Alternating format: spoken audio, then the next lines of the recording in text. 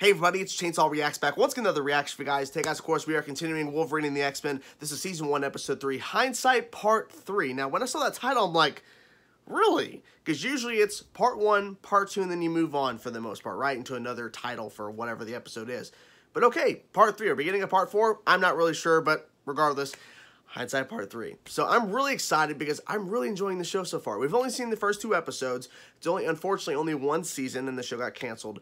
But I'm really liking what they're doing so far in terms of the world building, introducing these new versions of the X-Men, these new versions of these characters. And I like within the ending of the first episode, you know, Wolverine's like, we're going to bring back the X-Men. And then knowing in Hindsight Part 2, the last episode we just watched, that it wasn't going to be that easy. And it definitely wasn't that easy. And I wasn't expecting Rogue to betray the X-Men. That was surprising. That was really surprising. I'm like, okay, but I should have seen it coming because when she starts working with the Brotherhood and working with them and the Blob and Toad and all, I'm like, okay, something's up here. But they had to do some convincing, but then it's like she shows up and wants to get back with the X-Men, and then they go into the building where this senator, whoever this guy is, this guy who's against mutants and everything, and they introduce this Sentinel Prowler that goes after Rogue in the beginning of the episode. They go in the building where they're not even at. The Brotherhood's not even in the building, and then she gets them to go into the building, and all the cameras are on them. Of course, all the soldiers that are attacking just the X-Men, you know, well, past X-Men.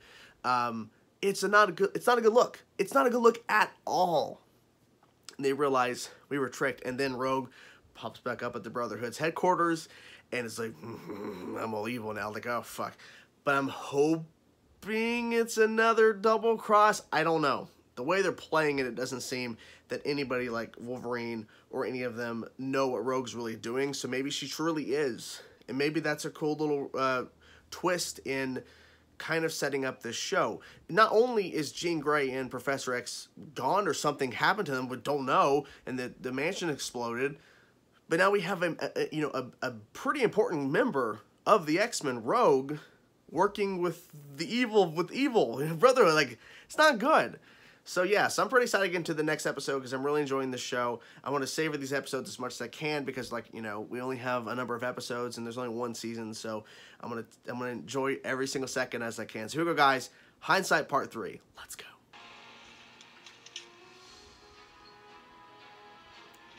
What? Okay. Who's walking on the property? No. Not after she hung us out to dry. No, definitely not. Hello. What could you possibly offer the X-Men besides trouble? I can find Professor Xavier for you. Well, that's beneficial. So maybe. All right. So how are you gonna find X of the Professor? I didn't realize Charles Xavier held a monopoly on helping young mutants. That's a good point. You didn't help them. You taught them how to bully people. Regardless of how some of my students may have behaved, the simple fact is you cannot operate Cerebro without a telepath. So that's what this is about. You want to see Cerebro. Access to Cerebro. It is your best hope of finding missing mutants. Bobby, come on. Come on. She's a telepath, remember? She knows what you're thinking. Exactly. Exactly.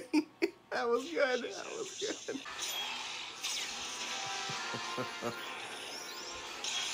There you go. And you want me back on Cerebro? It's how we're gonna find Charles. Xavier?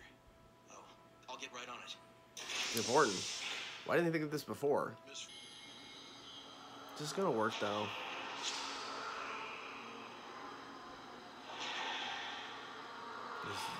Genosha?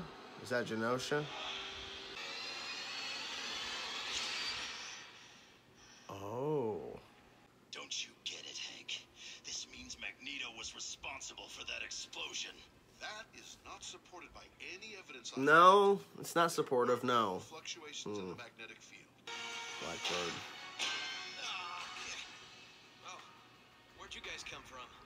Just she'll fly. Oh, yeah. guess so. Wolverine's more desperate than I thought. And she is temporary. Temporary. That's a good answer. Temporary. Seems more of a rotational override problem. Hand me the expansion chamber. Careful, it's fully charged. Oh my god. Sorry. Oh! Just tell me you got the autopilot working so I can This is get out of good. this chair. What? We there? No, but you're freezing in your sleep again. That's something that And how I do never you would have know thought that of, and they like put it in the this? show. Jeff's falling apart. Interesting. We're going- She's reading his mind. You'd like to ask me about Jean, so do it. Okay. Would you have detected her if she was in Genosha? Yes. Mm.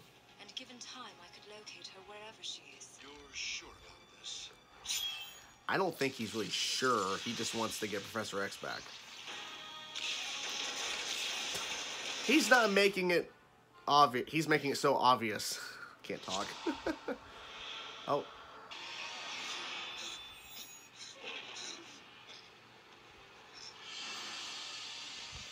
Wow. What an entrance. Hello, Wolverine. Hello. A man with metal bones would have more sense than to break into my house. Wait, wait. What about my... There's no sense, though. You're done, Magneto! This was not going to end well. But they're not really working together. It's just one at a time fighting Magneto. You know what I'm saying?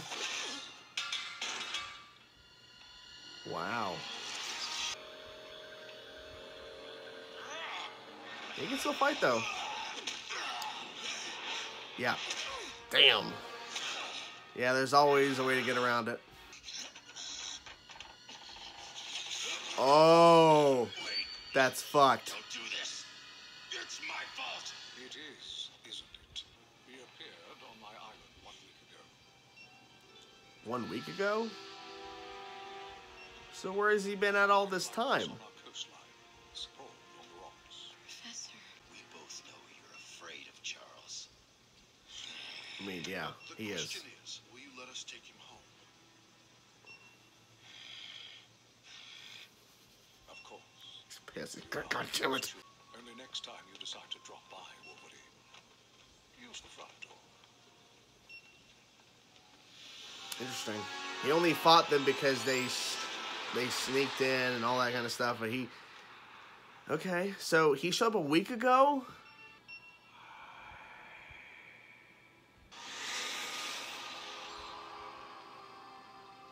Charles, Floating head. is that really you? Yes, Logan. I come to you with an urgent message. Come to us. Okay. From where? The future. The coma you see me in right now, it will last for 20 years. Charles, how does it come to this? Because of the X-Men. What are you saying? Wait. Each of you will admit defeat and walk away. Only as a team do you stand a chance. Only together can you change the course of the future.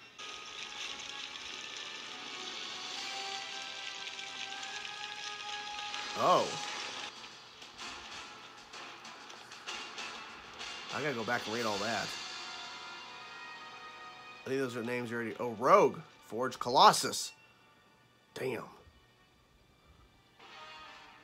world needs the X-Men. Apparently so. Nice. Okay.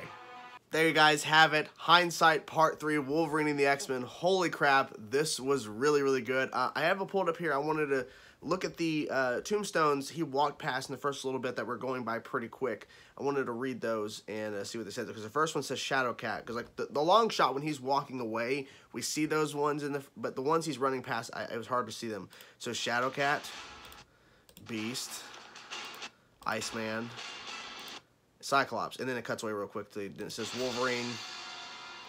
Tombstones can't really read. Rogue, Forge, and then Colossus.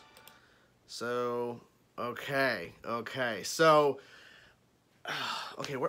I guess we should talk about the ending there with the floating head of Charles Xavier from 20 years in the future. So we already had a time jump of a year within the first episode when Wolverine is leaving, and then this explosion and Jean and Professor X are gone. Don't know what happened to them.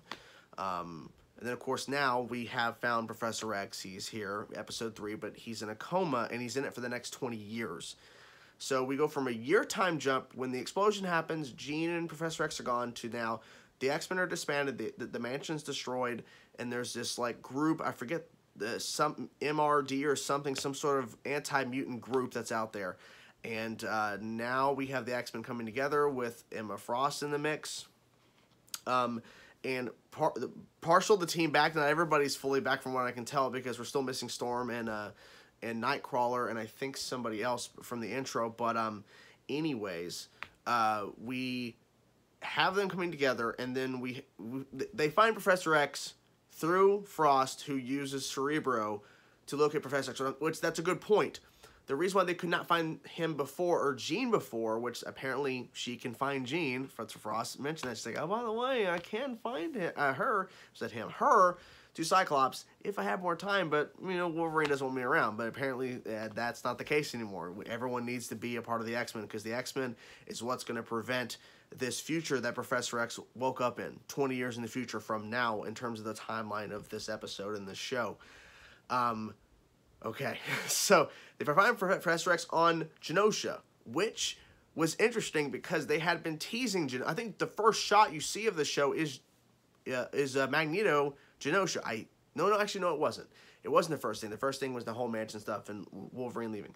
But they had been showing Genosha in that picture of Magneto without his helmet on for quite some time throughout the first 2 episodes. Like, they kept showing it from time to time in different capacities. Freaking Kitty was heading to Genosha when they picked her up, and said, get on the helicopter, let's go. So they go there, and they fight Magneto, and one-on-one, not together as a team, one-on-one. He easily defeats him because basically everything around him is metal, so has the huge advantage. And of course, it's his home. It's Genosha. It's his place. So of course he's going to have the advantage. But as soon as they say, just take us to Professor X, we know he's here. He was found here. He was located. We know he's here. He immediately says, okay. All he had to do was ask, and he lets them all go, and they show. But interestingly enough, because Wolverine said, no, this is clearly Magneto's fault. That's why he has Professor X. Clearly he did all this, blah, blah, blah. It's like, Beast is like, well, no, that doesn't, because that doesn't track. You have to prove that. You can say all you want. But then Magneto says he washed up a week ago. So somebody must have had him. Something must have happened. Somebody had Professor X. Somebody else has Jean Grey, I'm guessing, or something. So Jean's still out there. But he says, yeah, he should. So why didn't Magneto try to reach out to the X-Men? Because when he found Charles? So I think there might be more to that story than what he's leading on. Magneto might be lying. But if it is true, he washed up a week ago, where's he been at for this year? Where's he been? I don't know, but I'm curious. So they bring him back, and he explains when he does this floating head thing, which is kind of weird, but then again, it's a superhero show, it's the X-Men, so I can't really fault it and go, well, this doesn't make any sense. Like, who cares, right? So he explains that the X-Men are needed to prevent this timeline from happening 20 years in the future with Sentinels, and everything's pretty much destroyed. It's chaos. And Professor X can walk with some sort of like mechanical leg, some sort of device. He's able to walk, so that's good. He was running away. So the X-Men need to come together. So I wonder if this ultimately will cause Wolverine to try to get Rogue back, to try to get her to come back, because the X-Men have to be together.